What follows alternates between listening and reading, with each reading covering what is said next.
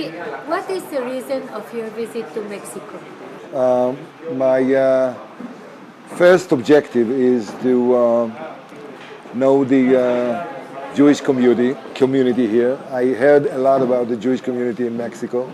Probably one of the most Zionist community among the Jewish world. And the second reason, I want to ask them to be more involved in making the Israeli society more united, more strength, and to invest actually in the future of the state of Israel, which is the people of Israel, the young men and women of Israel.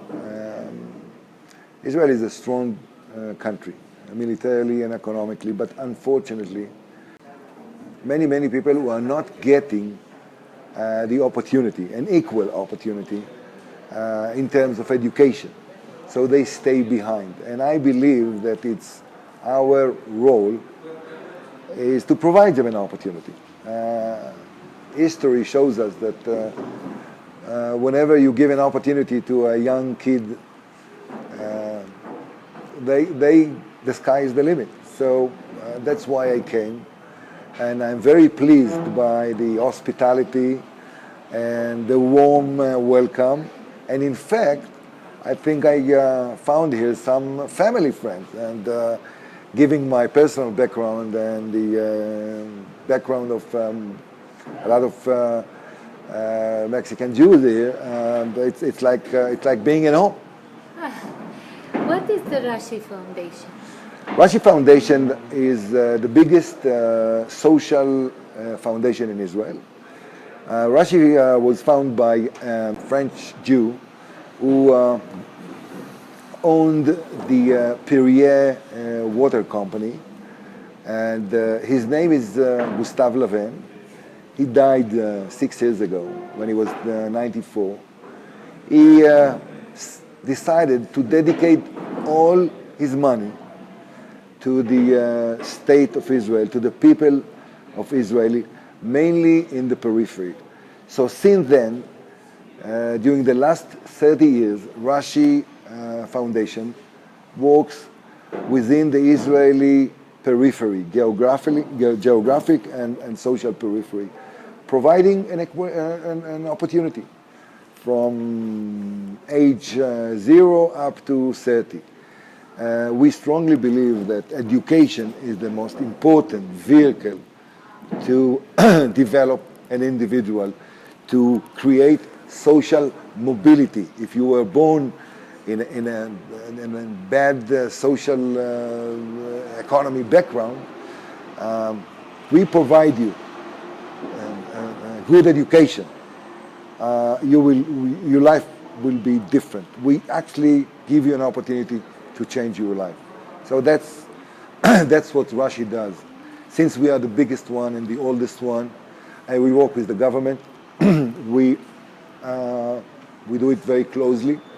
We work with partners, we work with municipalities, and we have more than 200 partners in each in all the programs that we made. And money-wise, we are the biggest. We are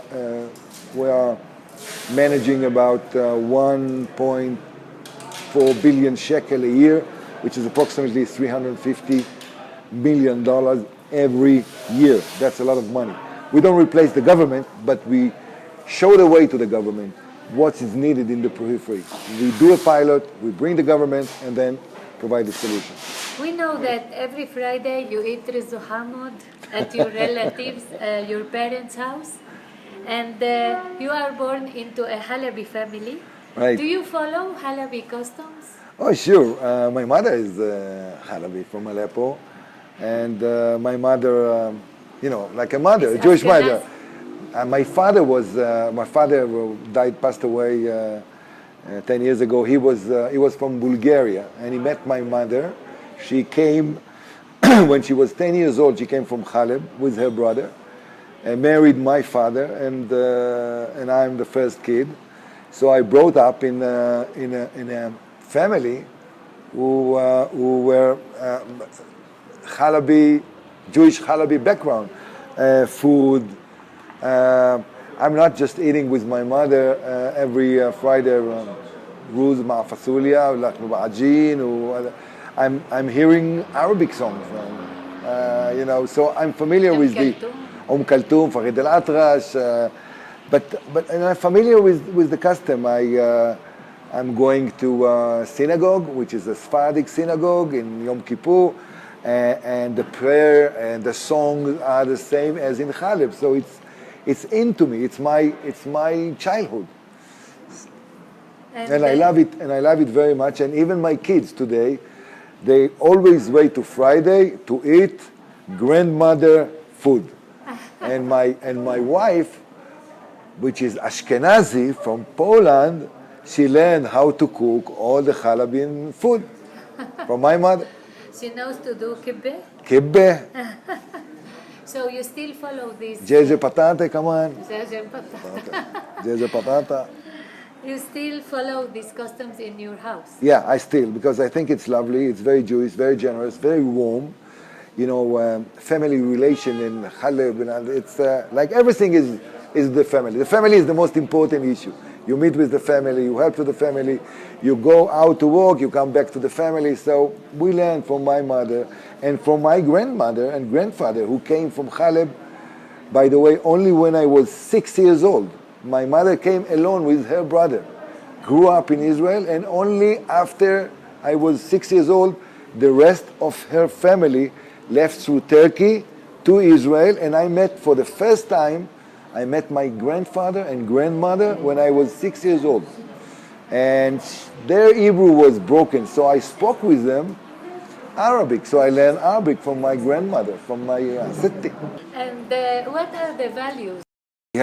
Bring honor and respect to the family. Don't behave like in a shame way. Be good to the neighbors. Help the society, and be a good citizen, a patriot, and a warm Zionist. Not in a very old, restrict manner. Respect every Jew, and be more moderate with them. Hug them, bring them, even if they're half Jew. They're not, he still has a Jewish soul. And everyone who was born a Jewish is a Jewish. So we are more open, more liberal. Unlike, for instance, the Haredim or the Ashkenazim. We're different. We are more adaptive. And more Beinoni. Yeah, right. So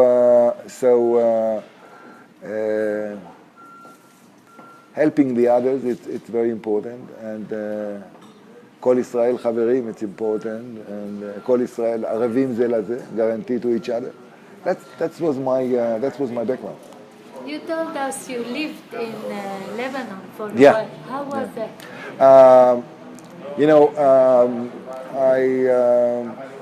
I had a military career, and part of the job was up north, in the border with Lebanon, and there was a time that we had an Israeli presence in Lebanon.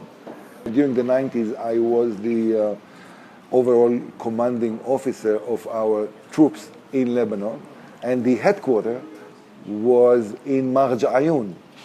It's a Christian town in the southern part of Lebanon. But I met with all the Lebanese. I met Druze from Hatzbaya, which, by the way, brought my mother years ago from Beirut to Hatzbaya. And from Hatzbaya, we crossed the Litani River, the Hatzbani River, and then she was taken to one of the kibbutzim in the Galilee, and I found a family who took her. So I met, So I met Druze, I met Shiites in Bint Jbel, or Muslim, or So I spent 2 years there, and I spent during '85. I spent 1 year in Lebanon near Beirut, Ba'abde, Dir Al-Amar, Jazin, Jabal Baou. So I met a lot of Lebanese, and I still have Lebanese friends. Christian, Muslims, others. Yes. Did your Arabic origins help you understand the Arabic mind? Yeah, And, I think so. I think so. And make decisions when you were Ramatcal? Yeah, I think that growing in a family which understood the language, but not just the language, understood the mentality, the way of thinking. I give you an example. If you negotiate with an Arab, sometimes respect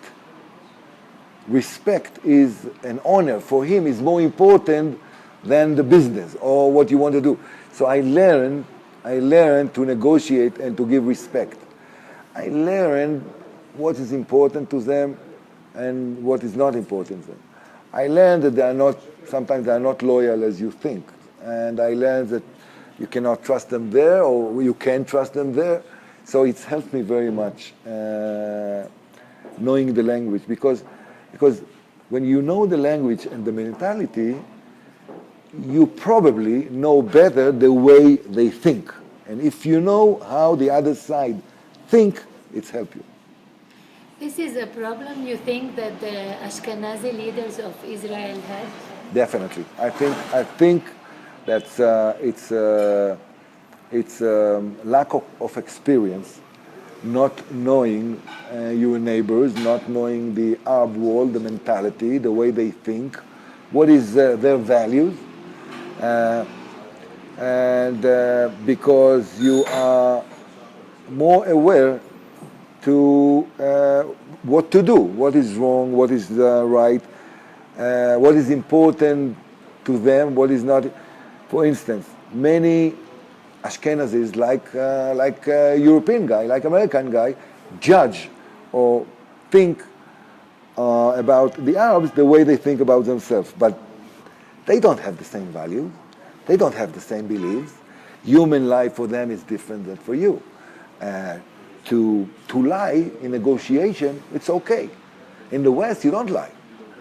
Or let's say not lie, but exaggerating. The way you bargain, the way you think about things is different.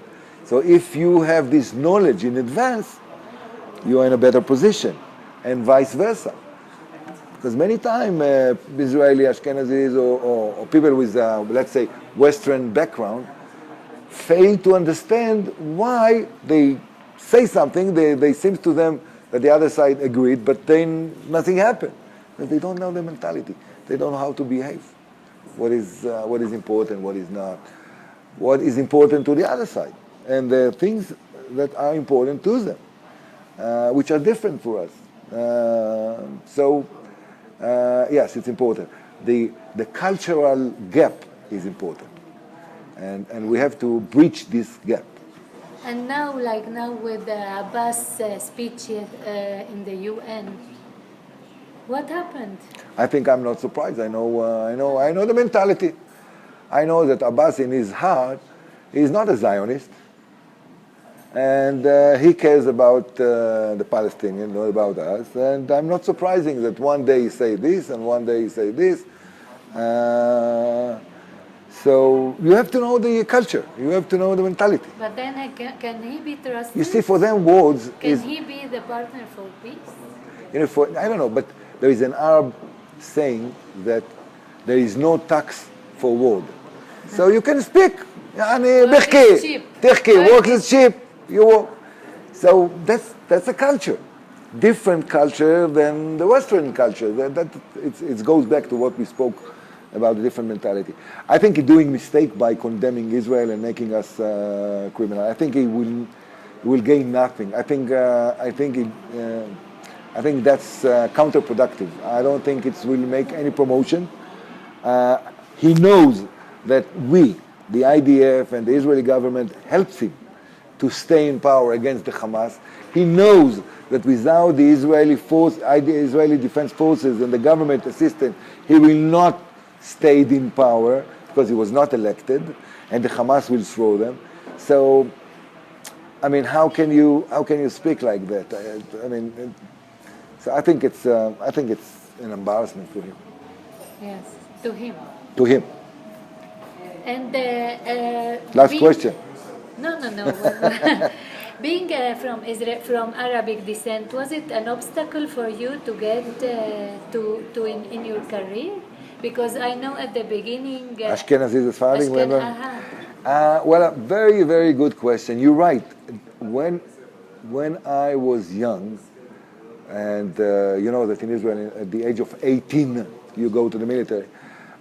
During the beginning of the 70s, we had this sectarian, I would say, tension between Ashkenazis and Sephardim.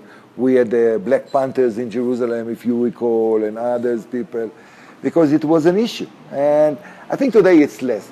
But let me tell you, from day one in the military, although I am from Sephardic background, which is inferior then, I have never, ever, for a single moment, felt that I'm not equal to others.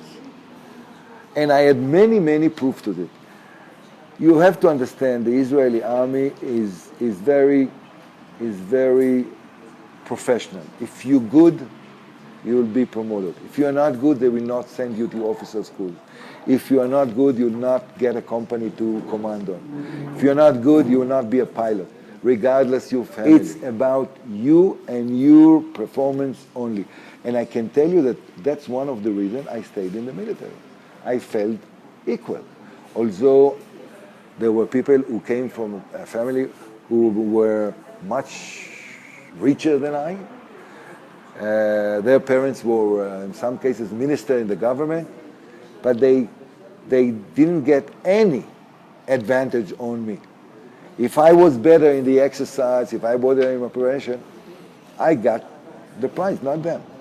So I can tell you that even today, you can be a new immigrant from Russia. You can be a Druze from Druze village. You can be Sephardic Ashkenazi, religious, non-religious, rich or poor. It's a professional decision. It has nothing to do with your background. We don't care. We don't care. In some cases, we have Russian immigrants which are not really Jewish kosher. But for me, everyone who's serving in the military is a Jewish. And if he's a good, the sky is the limit. The sky is, you know that one of the most important brigade that we have in the IDF is Golani, Special Forces. You know who is the brigade commander today as we speak? His name is Rassan Aslan. He's a Druze guy. He is the commander of the brigade. And nobody asks question. Why? Because he's good. Even today. So the answer is, I'm happy to tell you that we don't have this problem within the military. And I think in the society is less than it used to be. It's still there. Mainly in the periphery, when we took the new immigrants from North Africa, from Arab states, and put them in remote places with no employment, with poor education. That's we have to fix. And what is your greatest victory ever? What do you consider is your greatest victory ever in battle? Well, I remember many moments. I remember the first time that I was under fire. I remember the first time I killed someone. I still see his face. I remember I was part in Entebbe. Entebbe was a very, very, very special, not victory, very special operation and a defining important moment in my personal life, because when I was there in Entebbe in the middle of the night, 5,000 miles away from Israel, taking the hostages, carrying them because they cried. They thought they start killing them. They didn't thought we came to rescue them. So when I took them to the airplane, sent them back, I understood why I'm in uniform in the middle of a black African night, saving other Jews. So that for me was a very important, meaningful moment. Victory, I think whenever I send soldiers to do an operation, and they do the mission, and they do it perfectly, I consider it as a victory. And above all, I think the state of Israel, the existence of the state of Israel that I helped to protect for 40 years is the biggest victory I can tell you. I think it's not trivial to have this state with all this tough neighbor in the jungle that we live in. That's the ultimate victory. According to you, is the solution to the Israeli-Palestinian conflict military or political? I think both ways we have to combine it. I think at the end of the day, it's an Israeli interest to separate from the Palestinian. I don't think we have to take care of all these 3, 4, even more million Palestinians. The only question whether we have a partner. We have to do it in the right way. Otherwise, we will have rockets in the West Bank and other places. What is the right way? What is? What is the right way?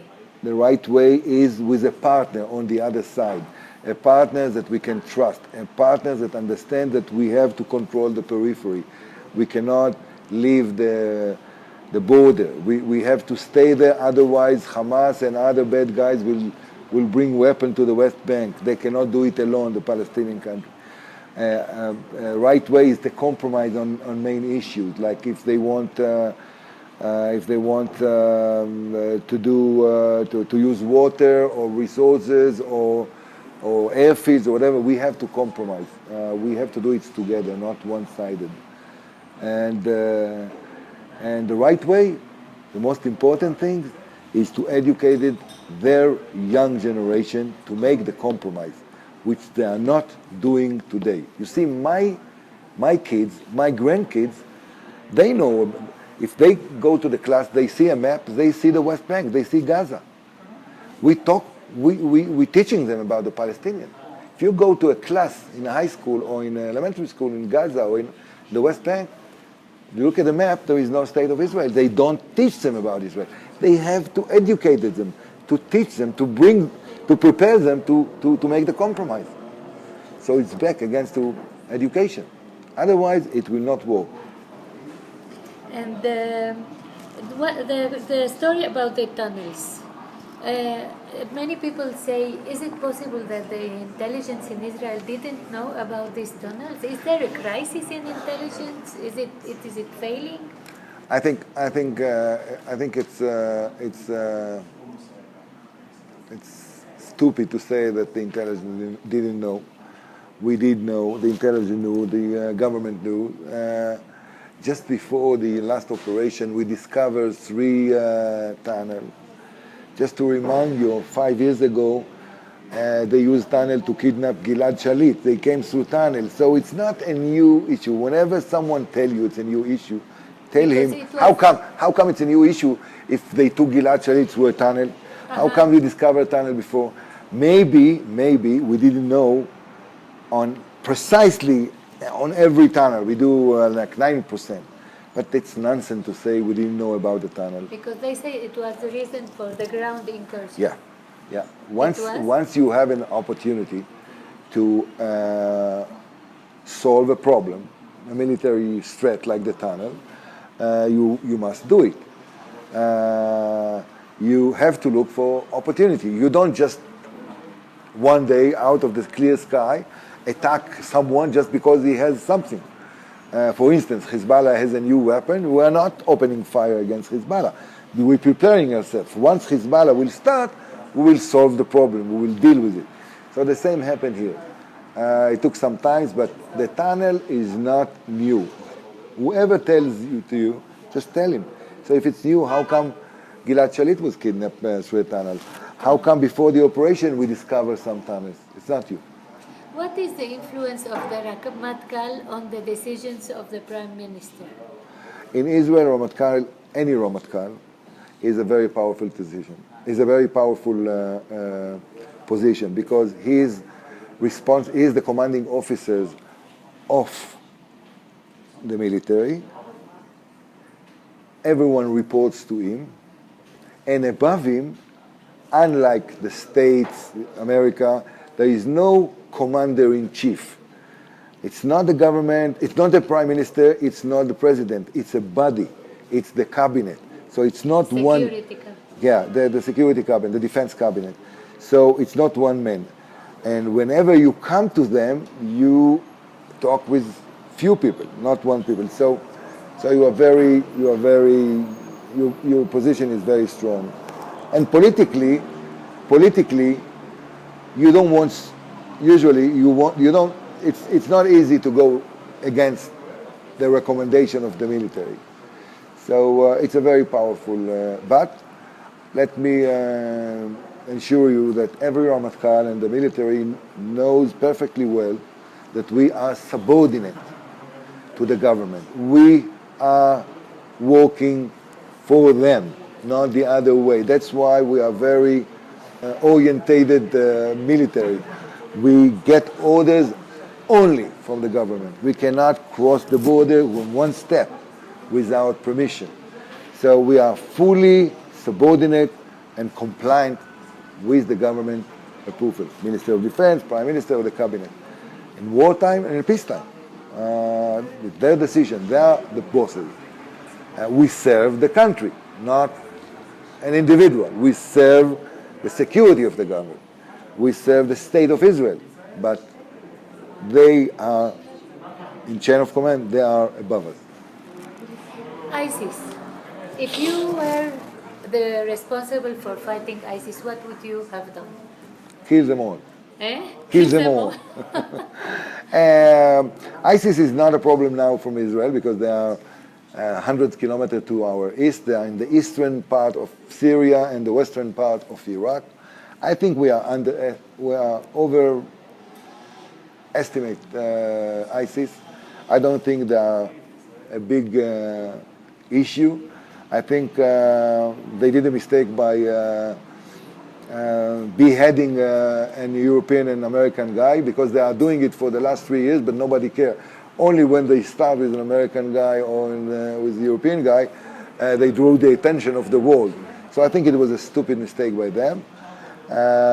I think that Iran represents a bigger threat to Israel than ISIS. I don't think the ISIS is. I don't think ISIS is in the top of the list. Maybe it's very popular today, but it's not. Al-Nusra on the border of Syria. Juabat al-Nusra it's part of Al-Qaeda. They are belong to the radical Islam. They are fighting Assad. They are not as strong as Hezbollah or the other guys. But I don't think they have an interest and nor capability to open a front, if you want, with the idea. They might do problem here and there, along the border, but it's not their interest. They have enough problem. To start with Israel, they will gain nothing. And Hezbollah, because they say the next war I think Hezbollah is a serious threat. Hezbollah is much stronger than Hamas, ISIS, Juabat al-Nusra. I don't think it's in Hezbollah interest to open another front with Israel, definitely now, because they are busy with protecting the Assad regime, because the Assad regime provides them weapons. If they lose Assad, they will not have weapons. There is no defense industry within Lebanon, so the only way to get weapons is from Syria. The money comes from Iran. The weapon comes from Syria. So they are busy with that, and they're spending a lot of blood and treasure in protecting this regime, actually to protect the supply of weapons for Hezbollah.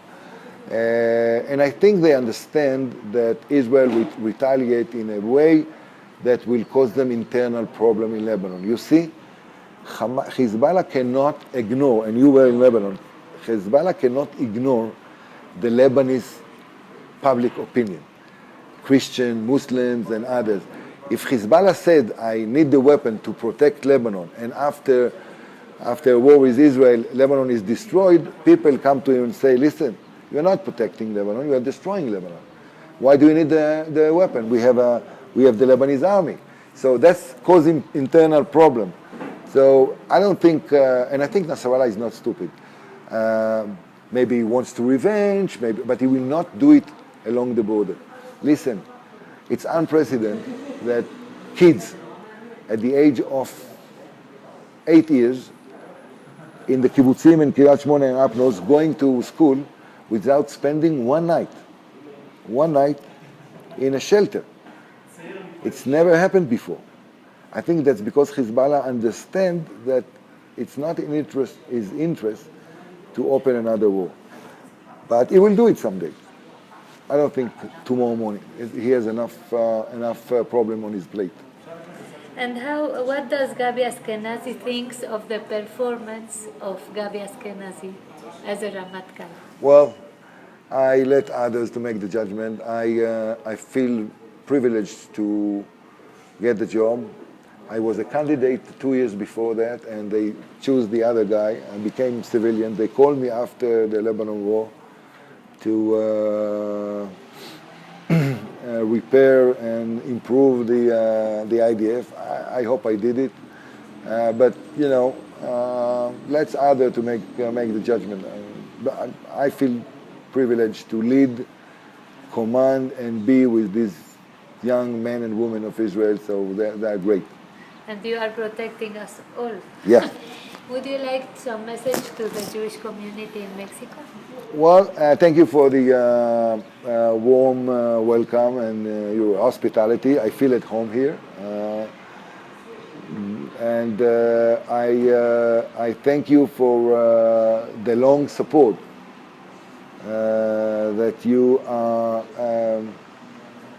performing towards the state of Israel and to the Israeli society as a whole, and encouraging you to continue with the good job, to educate your kids, the second generation, to continue with this, because after all, we have the same destiny. We share the same history, and we have the same destiny as a Jewish. And if we will stay together, united, we will prevail. I think, from what I heard, I think you're doing great. I mean, more than 90% of the Jewish kids here are in Jewish schools.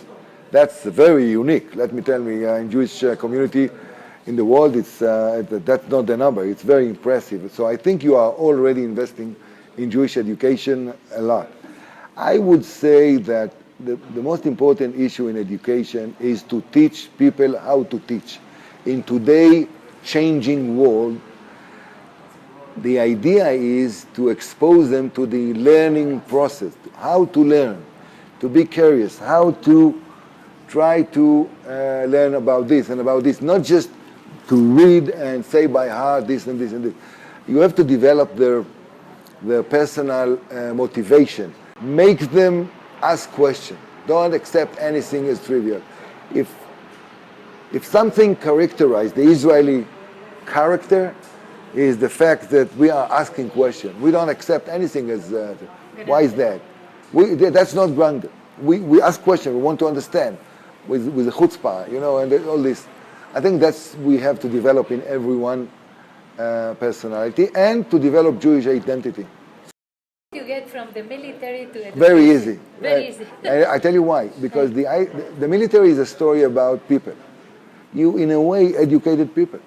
You are educating people to be soldiers, but to be friends of your colleague in the squad, to work together as a team, to be a team player, to protect your friends. It has to do with education as well. Unity of arms. Right?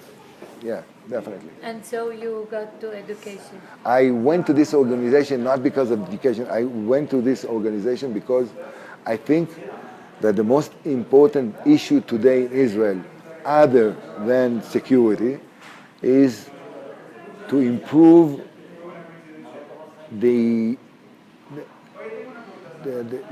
gap that we have within the Israeli society between poor people and regular people. To give an opportunity to many people who are who don't have the opportunity. And that's what Rashi does. We are in a business of giving opportunity. Our products is education. We don't give you money, we give you education. And if you learn, and we will be with you every step in the way until you find your job. And I'm investing in you like $1, the government and the society will get $10 more once I finish the process. And if I will not give you the opportunity, nobody will give you. And I think it's a shame. That's not Jewish. Tikkun olam. You know what's Tikkun olam? That's what I'm doing. Thank you. Thank you very much.